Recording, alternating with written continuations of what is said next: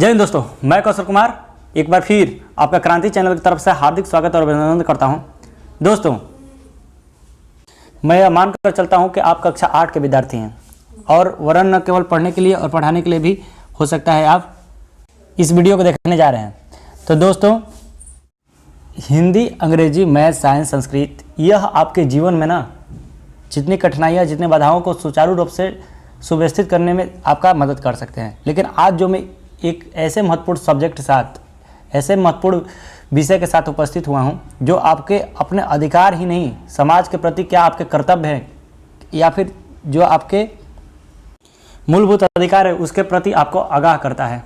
ठीक है, तो चलिए हम स्टार्ट करते हैं इकाई 1। सबसे पहले मैं उन दोस्तों से यह जानना चाहूँगा कि आपने यह बुक कितने दिनों से ले बैठा है, और मुझे पता है आपने इसको एक बार भी टच नहीं किया होगा। हाँ, फिगर वगैरह देखने के लिए देख लिया होगा, चित्रोत्तर, और आप इसका मुहूर्त देखने जा रहे हो। तो दोस्तों, मैं आपको पढ़ाना नहीं चाहता, एकमात्र मेरा उद्देश्य आपको पढ़ाना ही, रटाना नहीं है। आपको किस प्रकार से अपने कर्तव्य के प्रति जागरूक करना है, और इसे हम एक समझने के व्यू में एकदम लाइटली लेकर चलेंगे। ठीक है, बस आप इसको देखते जाइए, निहारते जाइए, बाकी सब मेरे पर छोड़ दीजिए। तो चलिए शुरुआत करते हैं इकाई 1 से। 5 मिनट के अंदर ये सारा का सारा कंटेंट आपको क्लियर कर देता हूँ।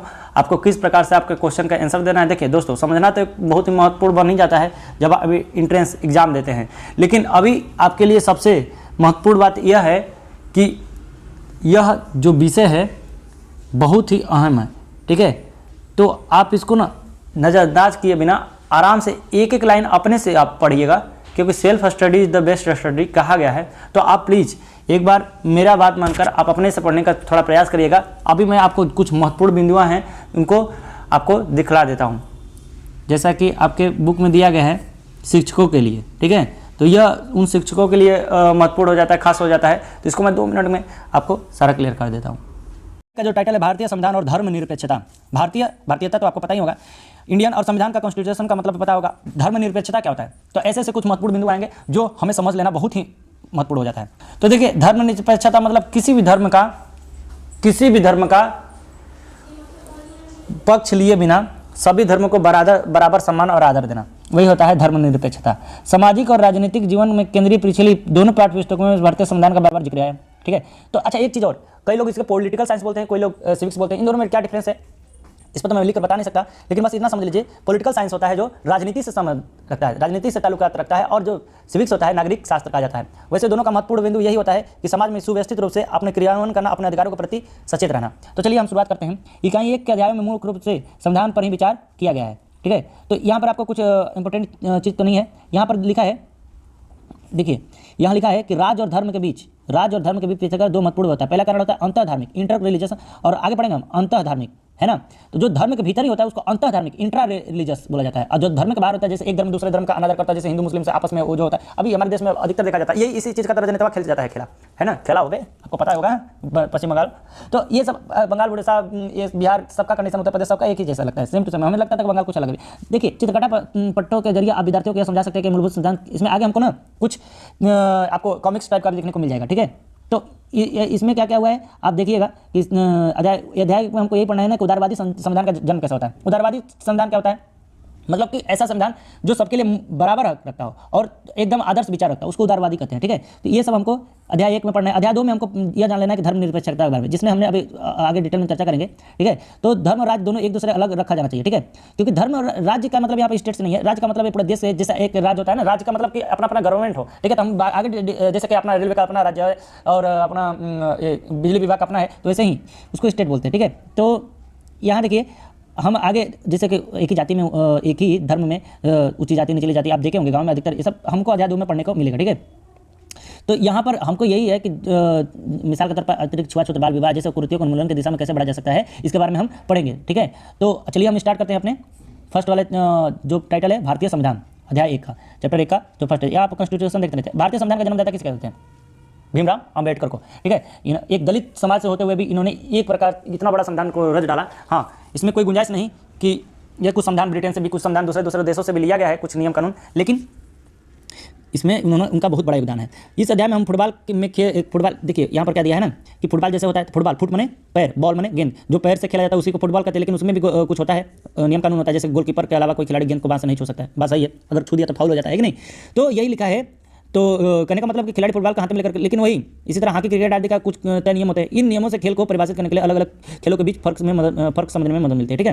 तो इसी को हम कॉन्स्टिट्यूटिव रूल्स बोलते हैं, मूलभूत नियम बोलते हैं। जैसे आपका विद्यालय का भी कुछ नियम सारणी होगी, आपको टाइम से प्रेयर में उपस्थित होना होगा। वो अलग बात है कि आप प्रेयर के समय गोल हो जाते हैं, क्लास पीरियड में आप बंक मार देते हैं, ये तो अलग बात है। तभी तो आप यहाँ पर पढ़ने के लिए उपस्थित हुए हैं, ठीक है ना। तो यहाँ पर दिया गया है ना कि कुछ मूलभूत नियम होते हैं, तो ये सब अलग बात है, ये सब करना ही नहीं चाहिए। तो ये सब नियम कानून, डिनर होता है, लंच पीरियड भी होता है, ठीक है, डिनर नहीं होता, सॉरी। आधुनिक देशों में यह सहमति आमतौर पर लिखित रूप में पाई जाती है। जिस दशा में ऐसे नियम मिलते हैं उसे संविधान कहा जाता है। संविधान एक मोटी किताब है, ऐसा मान लीजिए। कक्षा 6 और 7 में तो आप सामाजिक राजनीतिक जीवन के पाठ्यपुस्तक में हम भारतीय संविधान पर चर्चा कर चुके हैं। आप किए हैं कि नहीं किए हैं, याद है ना। तो किताबों को पढ़कर हम क्या यह सवाल भीतर पैदा हुआ कि हमें संविधान की जरूरत क्यों पड़ती है।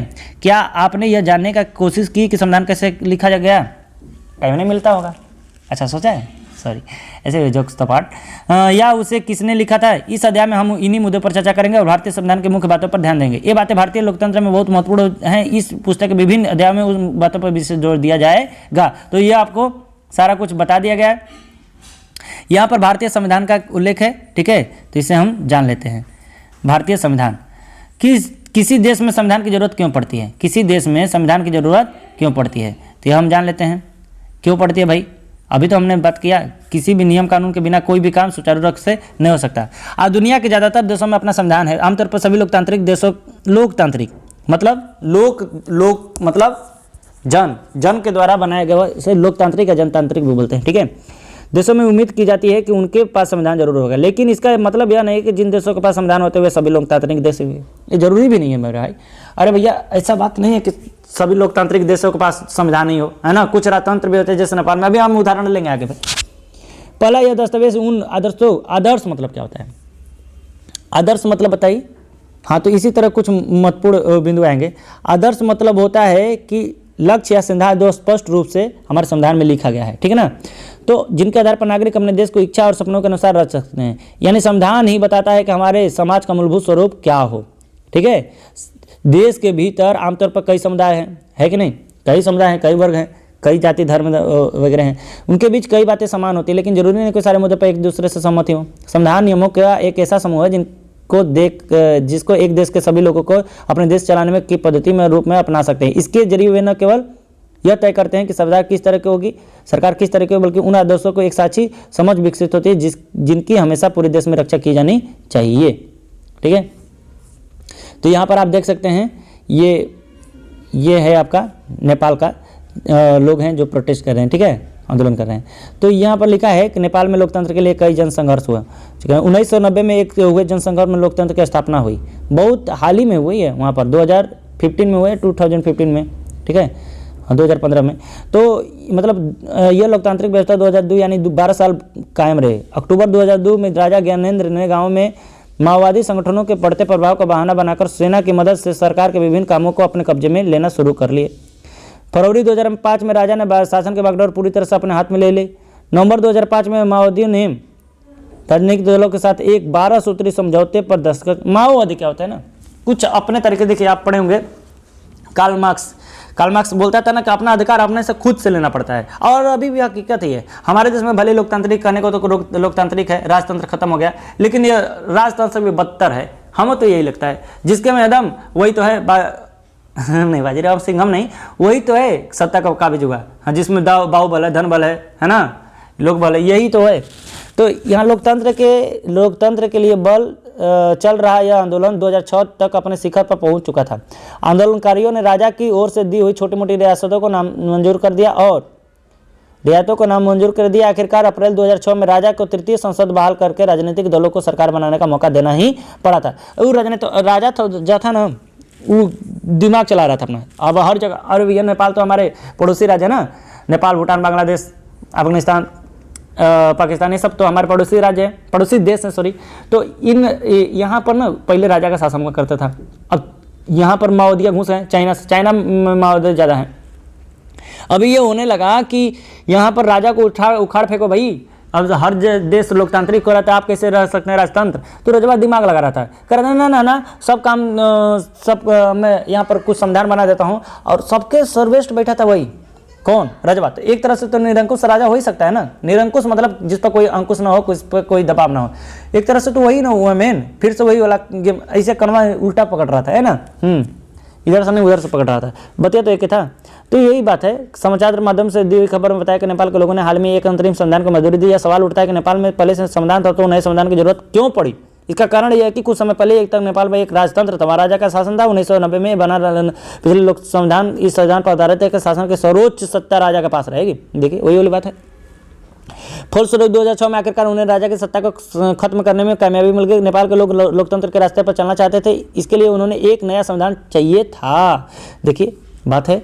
अच्छा, जिस तरह फुटबॉल के खेल में नियम बदलते हैं, खेल बदल जाता है, उसी तरह नेपाल को भी राजतंत्र की जगह लोकतांत्रिक शासन व्यवस्था पर चलने के कारण उसके सारे नियम बदलने होंगे ताकि एक नए समाज की रचना की जा सके। यही कारण है कि नेपाल के लोगों को 2015 में देश के लिए एक नया संविधान बनाया।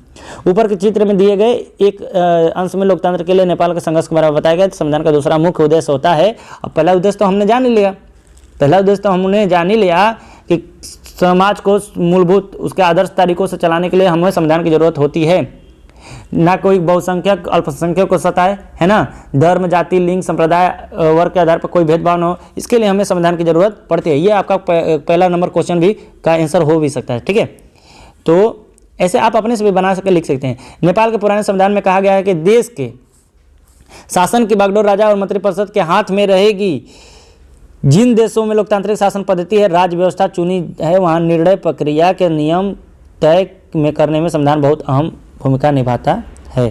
ठीक है, तो राज्य व्यवस्था को तय करना मतलब राज्य व्यवस्था जो सुचारू रूप से चलना, आदर्श राज्य व्यवस्था उसी को कहते हैं, है ना, भारत का नियम कानून उसी को कहते हैं राज्य व्यवस्था।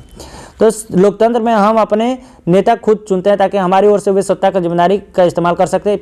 फिर भी इस बात की संभावना हमेशा रहती है कि नेता सत्ता का दुरुपयोग कर सकते हैं। इस तरह की विकृतियों से बचाव का उपाय संविधान में मिलता है।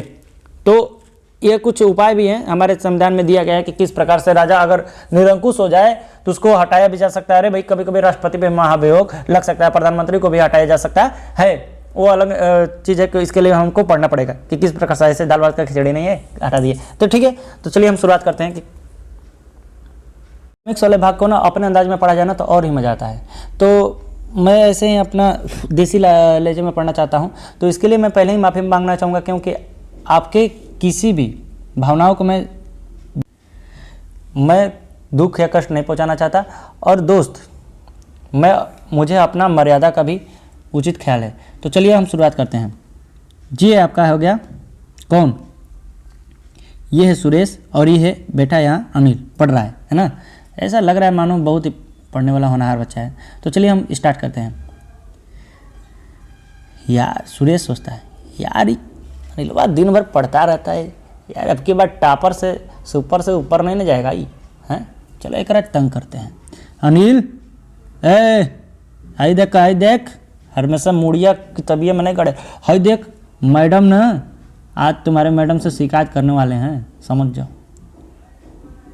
अब बोलता है अनिल, लेकिन भाई मैंने किया क्या है ये तो बताओ। मैडम, जब आप कक्षा से बाहर गई थी ना तो अनिल शोर मचाकर सबको परेशान कर रहा था, उसने मेरी बात भी नहीं सुनी।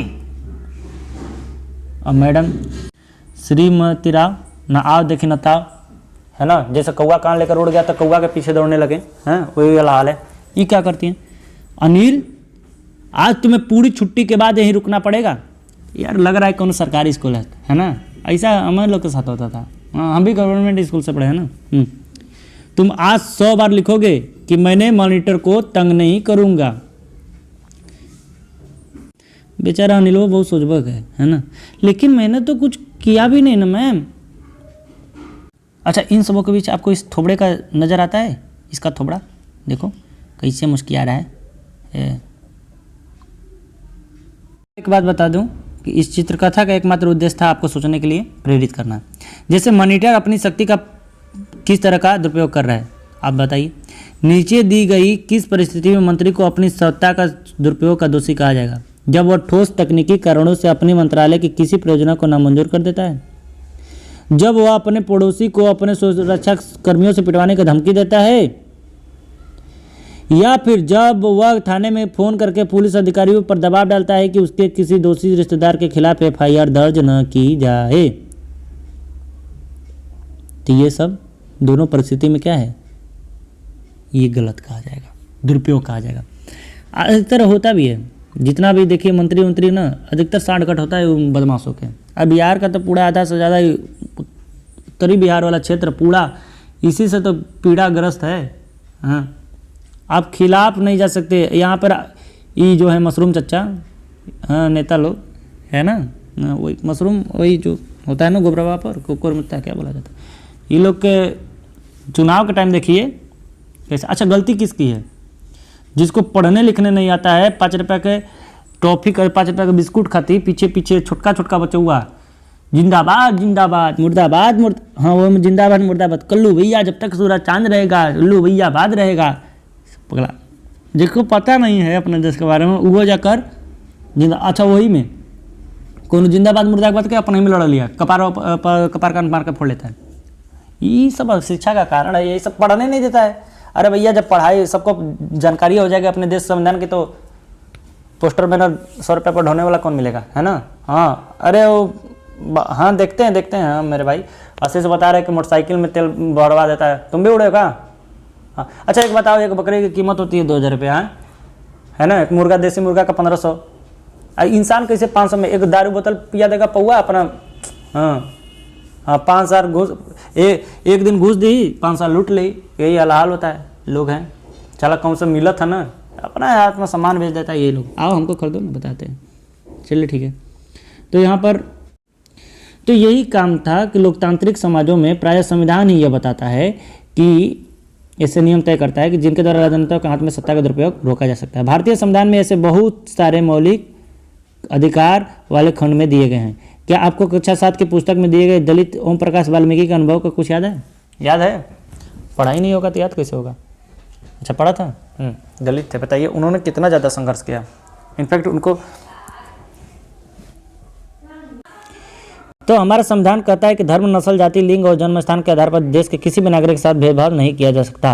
ये महत्वपूर्ण है, अहम टॉपिक, इसको थोड़ा अंडरलाइन कर लीजिएगा। इस प्रकार समानता का अधिकार भारतीय संविधान में दिया गया एक मौलिक अधिकार है, जिसके बारे में हम लोग आगे पढ़ें। हमारे सरकारी ऑक्यूपेशन में, सरकारी जॉब में 35% आरक्षण महिलाओं को दिया जाता है, ठीक है, लेडीज फर्स्ट कहा जाता है। तो ऐसा है, लेकिन फिर भी क्यों दिया जाता है? क्योंकि उनकी आबादी पुरुषों की तुलना में बहुत ही कम है। ऐसा माना जाता है कि आधी आबादी उनकी है। तो यहाँ पर लोकतंत्र के संबंध में संविधान का एक महत्वपूर्ण काम यह होता है कि कोई भी ताकतवर समूह किसी दूसरे कम ताकतवर समूह के लोगों के खिलाफ अपनी ताकत का इस्तेमाल न करे। यहाँ पर एक काम एक और दिया गया है, तो चलिए इसको भी हम पढ़ ही डालते हैं, ठीक है। अब अपने अंदाज में पढ़ते हैं, बुरा मत मानिएगा। खेलों की घंटी शुरू होने वाली है, रेसेस पीरियड है, लंच पीरियड है, अब तो मज़ा आने वाला है। ये बोलता है बिरजू भैया, नाम दिया है कि नहीं दिया? नहीं दिया।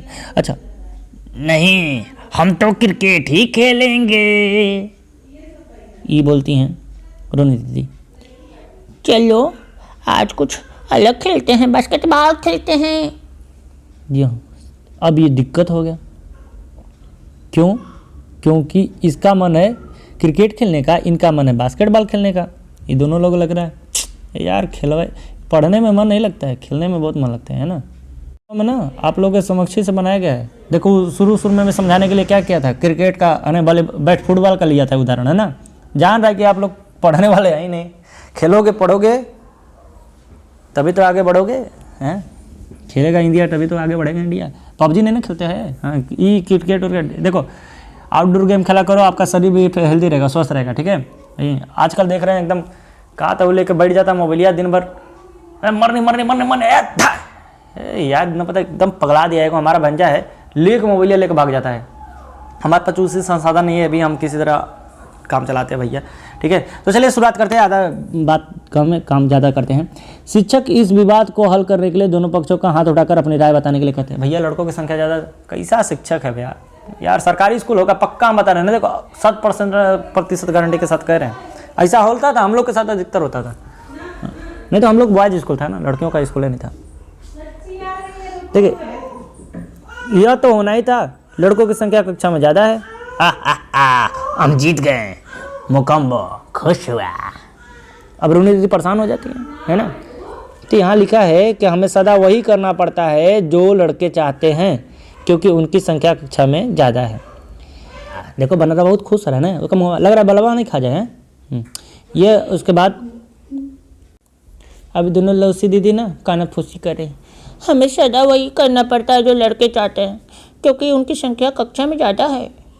अभी उनकी दूसरी बहन बोल रही हैं, मैडम को फैसला लेने का कोई और तरीका सोचना चाहिए ताकि हमारी इच्छा भी पर भी गौर किया जाए। अच्छा मैडम में ज़्यादा फैसला रही, देखो अधिकतर अच्छा ऐसा देखा जाता है सांसद में, देखिए बैठ जाते हैं लोगों को 35% आरक्षण है महिलाओं को, फिर भी कोई महिला के पक्ष में नहीं इधर होती है।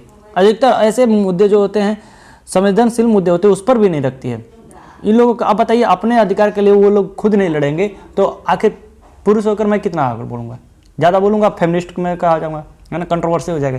ठीक है, तो आप इस चित्रकथा के माध्यम से तो समझ ही चुके होंगे कि किस प्रकार से बहुसंख्यक अल्पसंख्यक पर दबाव डालता है, लेकिन इस दबाव को खत्म करने के लिए भी संविधान में एक उपाय, एक अहम नियम सम्मिलित है। तो चलिए हम इसको भी पढ़ डालते हैं खटाखट।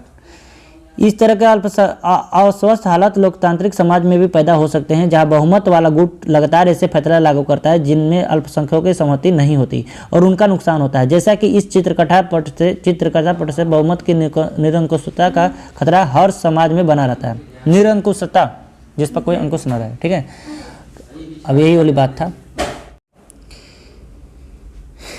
अंतर सामुदायिक वर्चस्व कहते हैं किसको, ये जैसे कि अल्पसंख्यकों पर बहुसंख्यकों की इस निरंकुशता पर या दबदबा पर प्रतिबंध लगाना संविधान का महत्वपूर्ण कार्य होता है।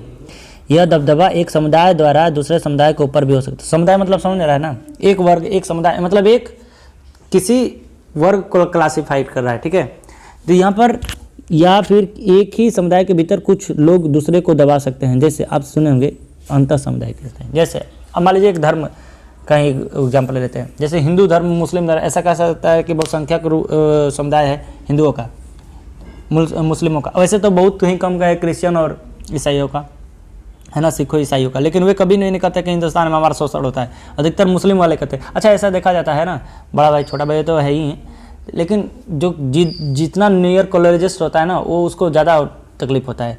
तो ये है मुस्लिमों का, यह शिक्षा मेन कारण है। ठीक है, तो देखिए अभी हम बोलेंगे ना तो कहेगा कि पहले कर चेक कर ये कौन धर्म का। तो ये है जैसे कि हिंदू मुस्लिम का तो है ही है, लेकिन कभी कभी हिंदुओं में भी हो जाता है। जैसे आप देखेंगे अरे हिंदुओं में बहुत से जाति में बटा है। अब देखिएगा राजपूत, ब्राह्मण, भूमिहार, चमार, दुसाध, पासवान, अरे बहुत से हैं।